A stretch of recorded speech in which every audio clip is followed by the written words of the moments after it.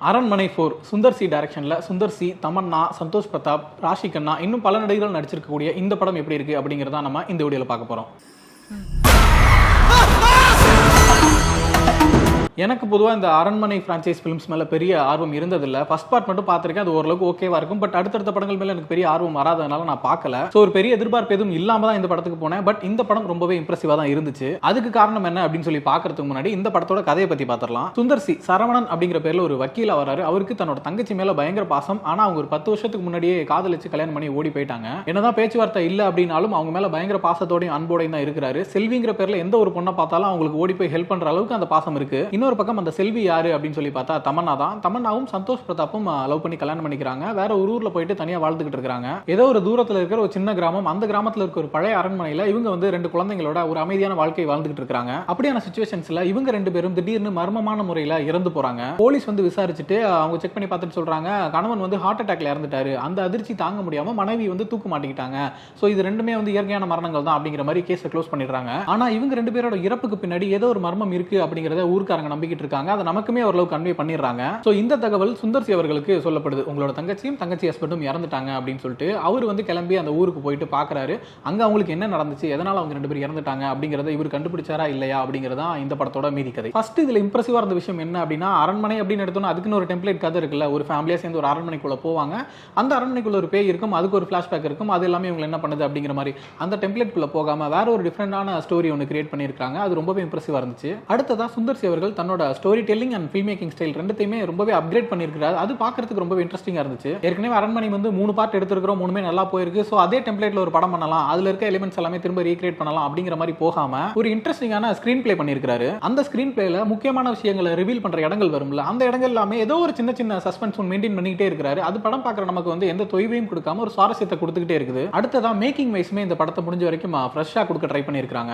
அரண்மனை முந்தின பார்ட்ஸ் எல்லாமே பார்த்தோம்னா அந்த லைட்டிங் ரொம்ப பளிச்சுன்னு இருக்கும், கண்ணு கூசுற மாதிரி ரொம்ப வெளிச்சத்தோட ஷூட் பண்ணி இருப்பாங்க. அந்த மாதிரி எல்லாம் இல்லாம ரொம்ப ஒரு லோ லைட் ஒன் மெயின்டைன் பண்ணி ஒரு கலர் கிரேடிங்ல இன்ட்ரெஸ்டிங்கான கலர்ஸ் எல்லாமே கிரியேட் பண்ணி பார்க்கிறதுக்கு விஷுவலா படம் ரொம்பவே இன்ட்ரெஸ்டிங்கா இருக்கு. அடுத்தது இந்த பயமுறுத்துற காட்சிகளை கிரியேட் பண்றதுக்காக அந்த அரண்மனையை வந்து ரொம்ப லோ ஆங்கிள் காட்டுறது, ஹை ஆங்கிள் காட்டுறது, திடீர்னு க்ளோஸ் போறது, திடீர்னு வைட் வருது, இல்லைன்னா இந்த மாதிரி சின்ன சின்ன விஷயங்கள் பண்ணி இந்த கேமரா ஆங்கிள்ஸ் மூலமா பயமுறுத்துற வேலையை வந்து இதுல பண்ணவே இல்லை. அதுக்கு பதிலாக இந்த படத்துல இருக்கிற கேரக்டர்ஸுக்குள்ளேயே சின்ன சின்ன கான்ஃபிளிக்ஸை கிரியேட் பண்ணி அதன் மூலமா ஒரு சின்ன பயத்தை வந்து இந்த படம் முழுக்க மெயின்டைன் பண்ணி இருந்திருக்காரு. அடுத்ததா இந்த படத்துல எனக்கு ரொம்ப இம்ப்ரெசிவா இருந்த விஷயம் என்ன அப்படின்னா, இந்த படத்துல ஒரு சில விஷயங்கள் தவிர்த்து இருக்காரு. பொதுவாக அந்த அரண்மனை படங்கள் இருக்கக்கூடிய double meaning dialogues, body shaming jokes, பெண்களை வந்து அப்ஜெக்டிஃபை பண்றது, கிளாமரைஸ் பண்றது, ஐட்டம் சாங்ஸ் வைக்கிறது, இந்த மாதிரி விஷயங்கள் எல்லாம் இந்த படத்துல கம்ப்ளீட்டா தவிர்த்து இருக்காரு. அதுலயும் குறிப்பா இந்த அரண்மனை சீரிஸ் ஆஃப் ஃபிலிம்ஸ்ல வந்து கிளாமருக்குனே ஒரு கேரக்டர் இருப்பாங்க, லட்சுமி ராய், பூனம் பாஜு அந்த மாதிரின்னு சொல்லிட்டு இந்த படத்துல அந்த மாதிரி எந்த கேரக்டருமே இல்ல. இது போல கதைக்கும் படத்துக்கும் சம்பந்தம் இல்லாத கமர்ஷியல் எலிமெண்ட்ஸ் அப்படிங்கிற பேர்ல இந்த இரிட்டேட்டிங்கான விஷயங்களை வைக்காதது இந்த படத்தை வந்து பார்க்கறது நமக்கு ஒரு நல்ல வாட்சிங் எக்ஸ்பீரியன்ஸ் கொடுத்துச்சுன்னே சொல்லலாம். அதே போல அன்வான்டட் சாங்ஸ்னு சொல்லிட்டு எதுவுமே இல்ல. சில பாடல்கள் தான் இருக்கு, அதுவுமே நம்மள பெருசா இந்த வேலையும் டிஸ்டர்ப் பண்ணல. முடிஞ்ச வரைக்கும் கதையோட சேர்த்து வர மாதிரி தான் பார்த்திருக்காங்க. ஃபர்ஸ்ட் பிகினிங்ல வர ஒரு சாங் தமன்னா, சந்தோஷ் பிரதாப் அவங்க குழந்தைங்க எல்லாம் அவங்க ஃபேமிலியோட சேர்ந்து மகிழ்ச்சியா இருக்காங்க அப்படின்னு காட்டுறதுக்காக ஒரு பாட்டு, அது பார்க்கிறதுக்கு நமக்கு நல்லா தான் இருந்துச்சு. அதுக்கப்புறம் பெரிய அளவுல சாங்ஸே இல்ல. கிட்டத்தட்ட கிளைமேக்ஸ்க்கு முன்னாடி தான் ஒரு தாலாட்டு பாட்டு ஒன்று வருது. படம் ஃபாஸ்டா போயிட்டு இருக்கும்போது இந்த இடத்துல இருக்கு ஒரு தாலாட்டு பாட்டு அப்படிங்கிற ஒரு யோசனை இருந்துச்சு. ஆனா அது ஒரு ஃபுல் சாங்கா காட்டாம பேரலலா ஒரு இன்வெஸ்டிகேஷன் ப்ராசஸ் போயிட்டு இருந்துச்சு. சோ இந்த சாங்ல இருந்து இன்டர்கட் பண்ணி அந்த சீன்ஸையும் காட்டி ஒரு மாதிரி பேரலலா மூவ் பண்ணி கொண்டு போனது ஒரு ஸ்மார்ட்டான ஒர்க்னே சொல்லலாம். இந்த மாதிரி சின்ன சின்ன இடங்கள்ல கூட நிறைய சுவாரஸ்யப்படுத்துறதுக்கான மெனக்கட்டு நிறைய வேலைகள் செஞ்சிருக்காங்க. ஆடியன்ஸ் எந்த வகையிலும் தொய்வடைஞ்சிடக்கூடாது அப்படிங்கிறதுல ரொம்பவே கவனமா இருந்திருக்காங்க. நம்ம தான் அரண்மனை 3 பார்ட் எடுத்துக்கிறோமே, அதே பேட்டர்ன்ல பண்ணிடுவோம், ஒரு ஐட்டம் சாங், ஒரு குத்துப்பாட்டு, ஒரு டூயட் சாங் அந்த மாதிரி வச்சு ஆடியன்ஸை ஏமாத்திடலாம் அப்படின்லாம் நினைக்காம ரைட்டிங்லையும் மேக்கிங்லையும் முடிஞ்ச வரைக்கும் இந்த படத்தை சுவாரஸ்யப்படுத்தி இருக்காங்கல்ல, அதுக்கு நிச்சயமா நம்மளோட பாராட்டுகளை சொல்லி ஆகணும். அடுத்ததா கிளைமேக்ஸ்ல வர ஒரு சாமி பாட்டு நம்ம ட்ரைலர்ல கூட பார்த்திருப்போம். குஷ்பு மேம்லாம் வந்து டான்ஸ் ஆடிட்டு இருப்பாங்க. ஆக்சுவலா இந்த காலகட்டத்துக்கு இப்ப நம்ம படம் பார்த்துக்கிட்டு இருக்கும்போது அந்த மாதிரி ஒரு சாமி பாட்டு வந்துச்சுன்னா நமக்கு கொஞ்சம் இரிட்டேட்டிங்காவோ இல்லைன்னா ஃபன்னியாவோ தானே இருக்கணும். பட் அதையெல்லாம் தாண்டி இந்த பாட்டு ரொம்பவே வைபா இருந்துச்சு. அதுக்கு காரணம் என்ன அப்படின்னா, அது வரைக்கும் இருந்த கன்வின்சிங்கான ஸ்கிரீன் பிளே தான். அந்த பாட்டு வந்து ஒரு திருவிழா நடக்கிற பாட்டு. இந்த படம் ஆரம்பிக்கிறதுல இருந்தே திருவிழா பத்தின பேச்சுக்கள் இருந்துகிட்டே இருக்குது. அந்த திருவிழா பத்தி பயங்கரமா பில்டப் பண்ணி சொல்றாங்க. 10 வருஷத்துக்கு ஒரு தடவை நடக்கிற திருவிழா, நிறைய ஊர்கள்ல இருந்து மக்கள் வருவாங்க, லட்சக்கணக்கான மக்கள் வருவாங்க. அந்த திருவிழால அம்மன் வந்து அசுரனை வதம் பண்றதுதான் அந்த திருவிழாவோட ஹைலைட் அப்படிங்கிற மாதிரிலாம் சொல்லிட்டு இருக்காங்க. அது போக படம் முழுக்கவே ஏதாவது ஒரு கேரக்டர் ஏதாவது ஒரு வகையில திருவிழா பத்தி ஏதாவது ஒன்று சொல்லிக்கிட்டே நமக்கு ஞாபகப்படுத்திக்கிட்டே இருக்காங்க. சோ நம்மளே திருவிழா தான் கிளைமேக்ஸ் அப்படிங்கிற ஒரு மைண்ட் செட்டுக்கு வந்துடுறோம். இன்னொரு பக்கம் நிறைய ட்விஸ்ட் அண்ட் டர்ன்ஸ், நிறைய அமானுஷங்கள், மரணங்கள் அப்படின்னு சொல்லி போயிட்டு இருக்குது. அந்த மரணங்களுக்கும் இதுக்கு முன்னாடி அந்த திருவிழாக்களுக்கும் ஒரு ஒரு சம்பந்தம் இருக்குன்னு சொல்லி ஒரு லிங்கையுமே கொடுக்குறாங்க. இந்த எல்லா விஷயங்களும் சேர்ந்து திருவிழா அப்படிங்கிற அந்த ஒரு புள்ளியில இணையும் போது நமக்கே ஒரு வைப் ஆயிருது. ஆஹா வந்துருச்சுடா கிளைமேக்ஸ் அப்படிங்கிற மாதிரி. அதே போல Simran ma'am and Khushbu ma'am அவங்க 2 பேரோட டான்ஸ். குஷ்பு மேம் நம்ம இதுக்கு முன்னாடியே பார்த்திருக்கோம், பல படங்கள் இந்த மாதிரிலாம் ஆடி இருக்காங்க. பட் சிம்ரன் மேம் இறங்கி பட்டையை கிளப்பிட்டாங்க. ஆடியன்ஸ் எல்லாமே பயங்கரமா என்ஜாய் பண்ணாங்க. ஸோ படத்துல எந்தெந்த விஷயங்கள் ஒர்க் அவுட் ஆகல அல்லது நெகட்டிவ்ஸ் அப்படின்னு சொல்லி பார்த்தோம்னா ரொம்ப கம்மியான சீன்ஸ் தான். குறிப்பா தமன்னா சாகர சீன் அது என்ன ஏதுங்கிறத நான் ரிவீல் பண்ணேன். பட் அந்த சீன் ரொம்ப ட்ராமாட்டிக்கா இருந்த மாதிரி இருந்துச்சு. அது இன்னும் கொஞ்சம் டீசெண்டா பண்ணியிருந்திருக்கலாமோன்னு தோணுச்சு. அதே போல தமன்னாவும் சாமியாரும் மீட் பண்ற ஒரு சீன் இருக்குது. அவங்க 2 பேருக்குமான ஃபைட் அப்படிங்கிற மாதிரி பேய்க்கும் பேய்க்கு சண்டைன்னு சொல்லுவாங்க அந்த மாதிரியான ஒரு சீன் தான் அது. அதுவுமே ஓவர் ட்ராமாட்டிக்கா இருந்துச்சு. இந்த மாதிரி சில சீன்ஸஸ் மட்டும் தான் நமக்கு ஒர்க் அவுட் ஆகாத மாதிரி இருந்துச்சு. பட் நமக்கு தான் ஒர்க் அவுட் ஆகல. பின்னாடி பார்த்தோம்னா ஃபேமிலி ஆடியன்ஸ் எல்லாமே பயங்கரமா என்ஜாய் பண்ணி பார்த்துட்டு தான் இருந்தாங்க. அவங்களுக்குலாம் பயங்கரமா ஒர்க் அவுட் ஆயிருக்கு. அடுத்ததான் இந்த படத்துல ஒர்க் அவுட் ஆகாத விஷயம் என்ன அப்படின்னு சொல்லி பார்த்தோம்னா காமெடி தான். இந்த மாதிரி படங்களுக்கு காமெடிஸ் பயங்கரமா ஒர்க் அவுட் ஆனுச்சுனா தான் இந்த படத்தை நமக்கு பயங்கரமா என்ஜாய் பண்ண ஒரு எக்ஸ்பீரியன்ஸே கிடைக்கும். அந்த வகையில் பொதுவாகவே அரண்மனை சீரிஸ் ஆஃப் ஃபிலிம்ஸ்ல வந்து ஃபர்ஸ்ட் பார்ட்ல சந்தானம், அடுத்து சூரி, அதுக்கப்புறம் விவேக் சார், இப்போ யோகி பாபு, விடிவி கணேசன் சொல்லிட்டு மிக்ஸ் பண்ணி பண்ணியிருந்தாங்க. யோகி பாபு அண்ட் விடிவி கணேஷ் வந்து நிறையவே ட்ரை பண்றாங்க சிரிக்க வைக்கிறதுக்கு. பட் பெரும்பாலான இடங்கள்ல காமெடி ஒர்க் அவுட்டே ஆகல. அதே போல இன்னொரு பக்கம் கோவை சர்லா அண்ட் நடிகர் சேஷு அவங்க 2 பேருக்கும் ஒரு காமெடி ட்ராக் ஓடிட்டு இருக்குது. அது ஓரளவுக்கு நமக்கு பரவாயில்ல இருந்துச்சு. பட் செகண்ட் ஹாஃப்ல வந்து ஒரு சீக்வன்ஸ் ஒன்று இருக்குது. ஒரு சாமியாரா இவங்க எல்லாம் சேர்ந்து வீட்டுக்குள்ள கூட்டிட்டு போறாங்கன்னு சொல்லிட்டு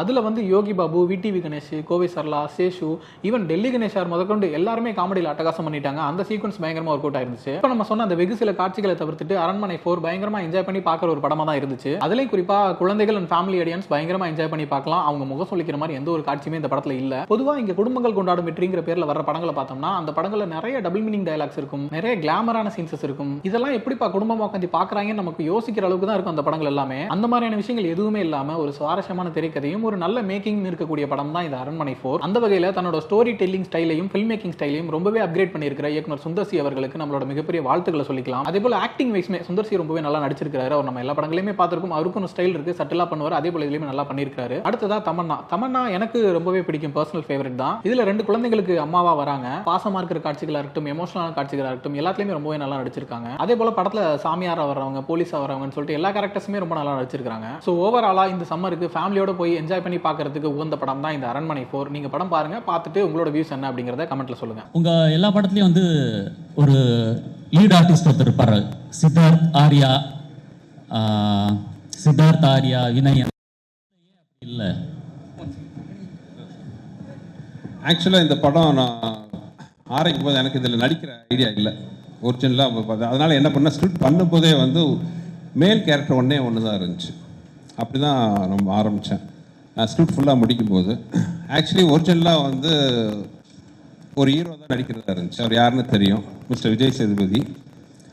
பட் கொஞ்சம் சின்ன இஷ்யூ ஆச்சு. அவரும் ரொம்ப குறுகிய காலத்தில் ரொம்ப க்ளோஸ் ஆகிட்டோம். we are both looking forward to work with each other. But சின்ன ஒரு டேட் கிளாஷ் ஆகிருச்சு. அந்த டேட்டு மாற்றினா இங்கே இருக்கிற எல்லா ஆர்டிஸ்ட்டும் ஆல்ரெடி நான் டேட் வாங்கி வச்சிட்டேன் ஃபைனல் பண்ணுறதுக்கு.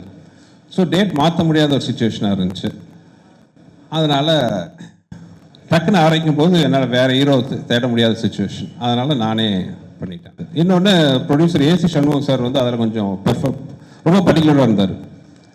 ஏன்னா அரண்மனைங்கிறது பார்த்தீங்கன்னா ஒவ்வொரு ஃப்ரான்ச்சைஸ்லையும் இப்போ இங்கே மட்டும் இல்லை மற்ற லாங்குவேஜ்லையும் போகும்போது அங்கே எல்லாத்துலேயும் ஒரு காமன் ஃபேஸாக நான் இருந்தேன். ஸோ இந்த படத்தில் அந்த பப்ளிசிட்டியில் நான் இல்லைன்னா அது தப்பாக இருக்கும்ட்டு எல்லாருமே ஃபீல் பண்ணாங்க. Right from my other language buyers வந்து தயாரிப்பாளர் AC Shanmugam sir, ACS Arunkumar sir எல்லாருமே ஃபீல் பண்ணாங்க. ஸோ அதனாலையும் ஒரு காரணம். ஸோ அதனால தான் இன்னொரு மேல் கேரக்டர் வந்து இது ஒரு ஃபீமேல் சென்ட்ரிக் மூவி தான் அரண்மனை. So more then ராஷிகனா and Tamannaah வந்து அதை மோர் தென் அதை வந்து கரெக்டாக இது பண்ணிட்டாங்க. சுந்தர் சார், ட்ரெய்லர் நல்லா இருக்கு, கிராண்டியரா இருக்கு, வாழ்த்துக்கள். மற்ற 3 பார்ட்டோட இதுல என்ன சார் ஸ்பெஷல், சிஜி தவிர என்ன கண்டென்ட் சார்? மற்ற படம் எல்லாத்தையும் பார்த்தீங்கன்னா அந்த எனிமிட்டி, நான் அப்படியே ஸ்பீச்சில் சொன்ன மாதிரி பார்த்தீங்கன்னா ஒரு எனிமிட்டி பேஸ் பண்ணி தான் இருந்துச்சு. இப்போ ஃபர்ஸ்ட் படத்தில் பார்த்தீங்கன்னா அன்சிகா கேரக்டர் பார்த்தீங்கன்னா அவங்க காதல் நிறைவேறதுக்கு முன்னாடியே கொண்டுருவாங்க. ஸோ அதனால் வர்ற ஒரு இது. செகண்ட் பார்ட்டில் அதே மாதிரி பார்த்தீங்கன்னா அன்சிகா வந்து அவங்க குடும்பத்துக்கு அகேன்ஸ்டாகவே ரிவெஞ்ச் எடுப்பாங்க.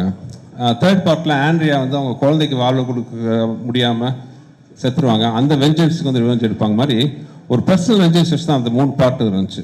பட் இந்த பார்ட் அப்படி இருக்காது. நான் ஸ்பீச்சில் சொன்ன மாதிரி ஒரு வேற ஒரு பேக்டாப்பில் இந்த கதையை சொல்லியிருக்கோம். அது ரொம்ப ஒரு இன்ட்ரெஸ்டிங்கான விஷயமா இருக்கும். ஒரு அந்த மாதிரி ஒரு கெட்ட சக்திக்கும் ஒரு தாய்க்கும் நடக்கிற ஒரு போராட்டம் மாதிரி இந்த படத்தோட பேஸ் வரும்.